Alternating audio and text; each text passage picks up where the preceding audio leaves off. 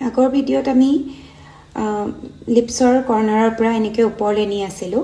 তো এইখিনিৰ পিছত এতিয়া আমি কি কৰিম, আমি দুইটা চকুত ধুনীয়াকৈ এনেকৈ ধৰিম, এই কৰ্নাৰটোত আমি ধৰিম ধুনীয়াকৈ, ধৰি লৈ চেলাৰীটো আমি এনেকৈ দাঙি এইফাললৈ আনিম। এনেকৈ যদি কৰোঁ আমাৰ চেলাৰীটো এটা শ্বেপ পায়, ধুনীয়াকৈ চেলাৰীটো কৰি থাকোঁতে ধুনীয়াকৈ লিফ্ট হৈ যায়। এতিয়া আমি আমাৰ 4টা আঙুলি লৈ এনেকৈ দি এইটো কৰিম, ই আমাৰ তাৰপিছত লাহেকৈ এইখিনিত ঘূৰাই আমি হেঁচি দিম, প্ৰেছাৰ দিম।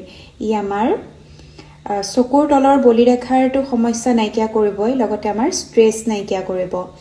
ঠাণ্ডাৰ দিনত নাক বন্ধ হয়, বহুতৰ চাইনাছৰ প্ৰব্লেম থাকে, গতিকে নাকৰ এই ছাইডকেইটাত আমি এনেকৈ ঘূৰাই লাহেকৈ প্ৰেছাৰ দিম, উশাহটো ল'ম আৰু এৰিম। ই আমাৰ চাইনাছৰ সমস্যা দূৰ কৰিব।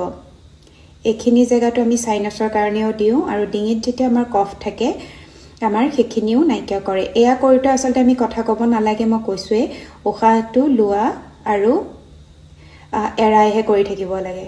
তাৰপিছত কপালৰ এনেকৈ মাজত দুইখন হাতেদি ধৰি লৈ ধুনীয়াকৈ আমি এনেকৈ টানিম।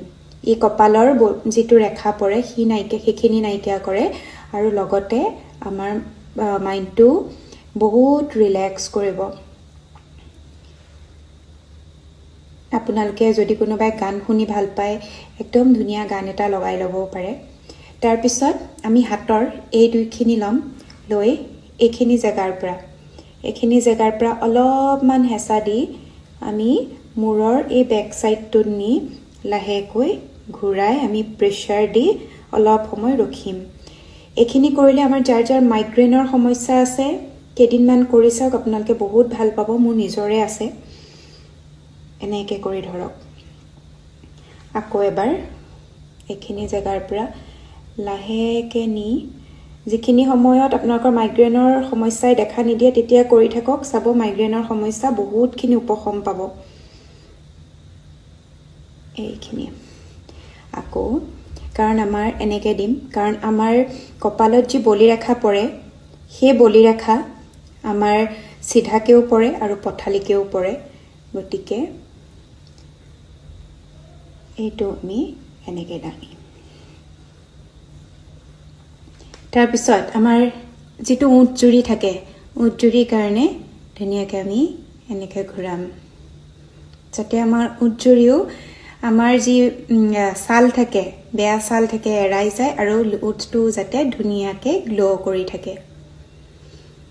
তাৰপিছত আহিব আমাৰ আকৌ চকুজুৰিয়ে, কাৰণ চকুজুৰিয়ে আমাৰ দেহত লগা থকা এনাৰ্জিৰ 40% অকল চকুজুৰিয়ে খৰচা কৰে।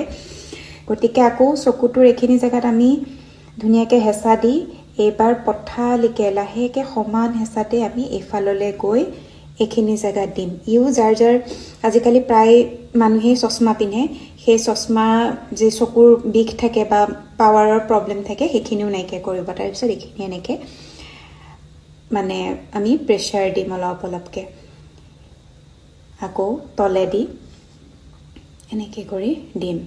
ই আমাৰ স্কিনো গ্ল' কৰাব, লগতে বলিৰেখাও নাইকিয়া কৰিব, আৰু লগতে আমাক বহুত ৰিলেক্সো দিব। আকৌ আমি হাতখন এনেকৈ মোহাৰিম, আকৌ মুখখনত আমি এনেকৈ দিম, আকৌ মোহাৰিম, আকৌ মুখখনত এনেকৈ দিম। তাৰপিছত আমাৰ এইখিনি জেগাটো আঁচ পৰে, গতিকে আকৌ আমি গৰমটো দি আকৌ এবাৰ আমি এইখিনিলৈ আকৌ নিম, আকৌ এইখিনি আকৌ এবাৰ দিম, এইখিনি আকৌ এবাৰ নিম। গোটেইখিনি মাছাজ কৰি হোৱাৰ পিছত এইকেইটা আমি আকৌ এবাৰ কৰি ল'ম। আৰু তাৰপিছত কাণখনত আমাৰ ঠাণ্ডা লাগিলে বহুত হয়, ঠাণ্ডা লাগে, কাণখনত আমি অলপ সময় এনেকৈ হেঁচা দিম, দি বুঢ়া আঙুলিটো কাণৰ বেক চাইডে ৰাখি আমি অলপ সময় এনেকৈ মাছাজ দিব। তেতিয়া চাব আপোনাৰ ঠাণ্ডাটো যিটো চৰ্দি লাগে সেইটো নাইকিয়া হ'ব, মূৰৰ বিষ নাইকিয়া হ'ব। বাছ এইখিনি কৰি চাবচোন, আৰু কেনে পায় মোক জনাব।